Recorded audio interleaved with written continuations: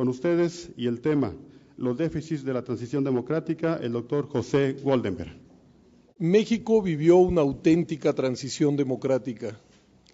Fue un cambio hacia un nuevo régimen político, pero no una ruta hacia el paraíso. Los datos, para quien quiera verlos, están ahí y me parecen incontrovertibles.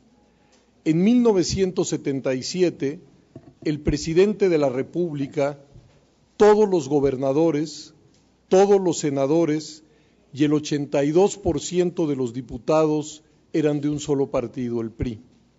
Hoy, el presidente es del PAN, gobierna el Distrito Federal el PRD, el Estado de México es gobernado por el PRI, ningún partido tiene mayoría absoluta ni en el Senado ni en la Cámara de Diputados, y tenemos presidentes municipales de 7 partidos políticos diferentes.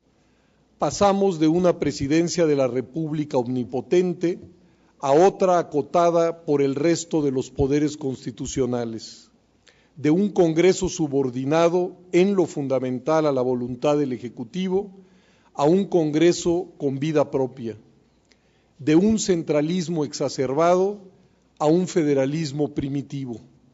E incluso la Corte, que durante décadas jugó un precario papel en el mundo político, se ha convertido en un auténtico árbitro entre poderes. Cabe decir, las elecciones han sido momentos estelares que han modificado sensiblemente la correlación de fuerzas políticas en el país.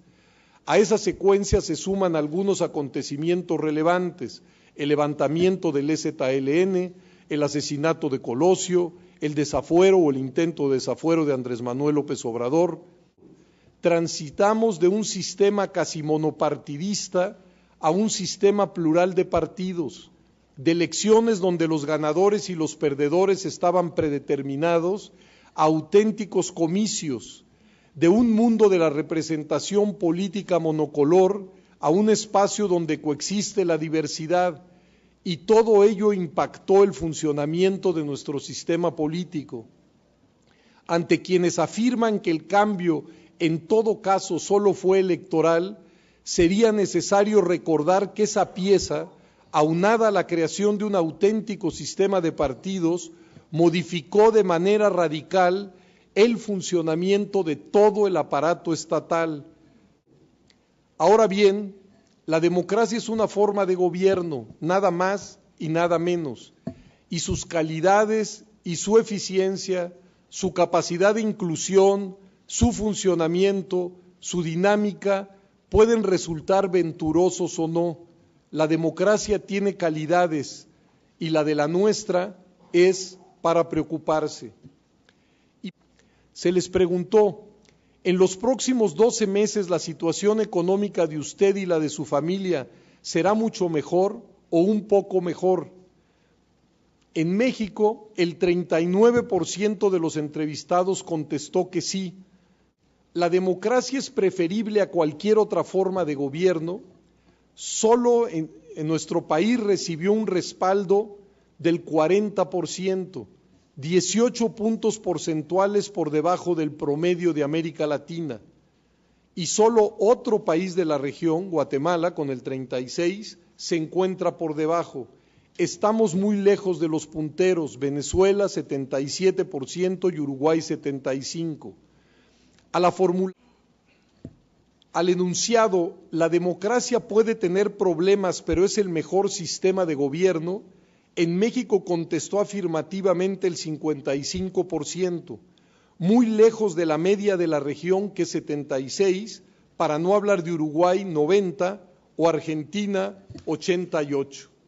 A la frase, el exgobernador del Estado de México, Peña Nieto, nos dio una buena y una mala noticia el 21 de octubre de 2011. En Querétaro, en el marco del foro organizado por la Fundación Colosio, retiró su propuesta de reintroducir una cláusula de gobernabilidad, calificada ahora por él mismo como artificial, pero insistió en la necesidad de que exista una mayoría absoluta de legisladores, aunque no haya logrado los votos suficientes. A continuación sus palabras, cito: la cláusula de gobernabilidad es aquella que permite construir una mayoría de forma artificial para que a partir de determinada votación mínima, que no mayoritaria en términos absolutos, de manera automática le permita a ese partido alcanzar la mayoría absoluta. Es una fórmula artificial que amplía de manera significativa esa mayoría. Y correctamente criticó que en el Distrito Federal subsista esa fórmula que demanda apenas el 30% de la votación para que un partido se convierta en mayoría absoluta en la Asamblea Legislativa. Es de sabios cambiar de opinión, pero al parecer no de intención. Ahora, su apuesta, así lo dijo, es la de eliminar la cláusula de ingobernabilidad. Quiso ser un chiste. Se trata de la norma que impide que el partido mayoritario tenga más de un 8% de asientos en relación a su porcentaje de votos. Cito: y con ello dar lugar a que la mayoría sea quien asuma la responsabilidad de gobernar. Y junto a ello propuso, vuelvo a citar, el mecanismo que a mí más me entusiasma, que me parece podría realmente favorecer a lograr mayorías legislativas, mayorías absolutas, la eliminación de 100 diputados plurinominales, con lo cual se garantiza la participación de las minorías, pero también se garantiza, o al menos se abre un mayor espacio a la construcción de mayorías legislativas. Hemos dado una sobrerepresentación a las minorías que han impedido la construcción de mayorías legislativas y absolutas en la Cámara de Diputados. Hasta ahí la cita. Vayamos por partes. Sobre y subrepresentar se usa para comparar el porcentaje de votos obtenidos con los escaños logrados. Y cuando hacemos esa operación, por ningún lado encontramos sobrerepresentación de las minorías, sino más bien de la mayoría. Tomemos los datos de la última elección federal, la del 2009. El PRI obtuvo el 39.8% de los votos en las elecciones para diputados, pero alcanzó 239 curules, es decir, 47.8% de los asientos, 8 puntos más, como dice la ley, mientras el PAN, con el 30% de la votación, logró 142 escaños, el 28.5% de la Cámara, y Convergencia, quien obtuvo solo el 2.55%, recibió 6 curules, 1.2% de la representación. ¿De dónde sale entonces la peregrina idea de que existe sobrerepresentación de las minorías? Como es fácil observar, las reglas actuales ofrecen un premio a la mayoría, pero para Enrique Peña Nieto ese premio le parece poco, lo ve como un tope. Al proponer suprimir esa disposición, lo que se pretende es que todos los votos obtenidos por un partido se apliquen en el reparto de los diputados plurinominales, independientemente del número de escaños que ese partido hubiese obtenido en la pista plurinominal. ¿Qué se logra con eso? Eliminar el efecto corrector de la sobre- y subrepresentación que deben jugar los plurinominales.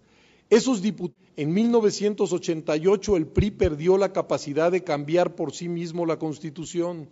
En 97 ningún partido fue capaz de obtener la mayoría absoluta de los asientos en la Cámara de Diputados. Y en el 2000 lo mismo sucedió en el Senado. Total, que a partir de 97 fueron necesarios los acuerdos entre 2 o más bancadas para que pudiera aprobarse algo en el Congreso.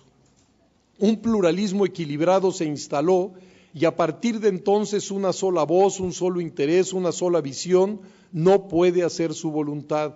Aprendimos que el diálogo, la negociación, el acuerdo resultan necesarios para hacer prosperar cualquier iniciativa. Cada vez que fue aprobada una ley, que se votó el presupuesto o que se acordó una comisión, tras ello existió una coalición, solamente que esas coaliciones fueron puntuales y volátiles. Pero lo que jamás hemos tenido en México son coaliciones de gobierno, acuerdos entre 2 o más partidos que pactan un programa de gobierno otro legislativo y la integración de un gabinete. Y eso se hace, perdón por la insistencia, por necesidad, es decir, cuando quien ocupa la titularidad del Poder Ejecutivo no tiene suficiente respaldo en el legislativo. El problema más grave de México es que no es un país, sino muchos. Quien abra la página electrónica del Coneval se encontrará con un cuadro elocuente y preocupante. Se trata de un resumen de la evolución de la pobreza en nuestro país entre 1992 y 2006. En síntesis, la pobreza tiende a decrecer a un ritmo lento, lentísimo, pero las crisis económicas hacen que la misma se eleve de manera alarmante. 2 de cada 3 personas en situación de pobreza alimentaria viven en las zonas rurales y a pesar de los porcentajes de decrecimiento relativo de la pobreza, el propio Coneval alerta diciendo que solo 1.5 millones de personas han abandonado la pobreza de patrimonio entre 92 y 2006, es decir, en 14 años. El déficit de horizonte le llamo yo. Inicio este último apartado con una frase excesiva. No somos capaces como sociedad y como sociedad política de actuar para remodelar nuestro presente porque estamos cruzados por 2 aspiraciones impertinentes: el ansia de reconstruir un pasado que se esfumó o la apuesta por un porvenir sin las ataduras del pasado. Ambos proyectos, si es que así se les puede llamar, obstruyen con su bruma lo que hoy es posible y deseable. Si añoramos el pasado, entonces el futuro debe parecerse a los tiempos idos. Quienes en materia política creen que el pasado es recuperable, que es un modelo para el futuro, que vale la pena repetir sus partituras, evocan el orden vertical, la presidencia poderosa, omnipotente, las mayorías legislativas preconstruidas y alineadas, y ven en el presente caos, debilidad, empantanamiento, morosidad. Proponen entonces la reintroducción de fórmulas, como ya dijimos, para que si un partido no obtiene la mayoría de votos, de todas maneras tenga la mayoría de escaños. Termino.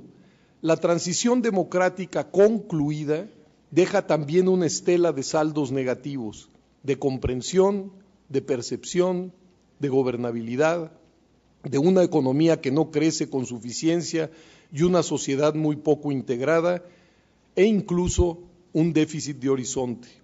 Todos esos cambios, quiero pensar, requieren políticas específicas. Muchas gracias.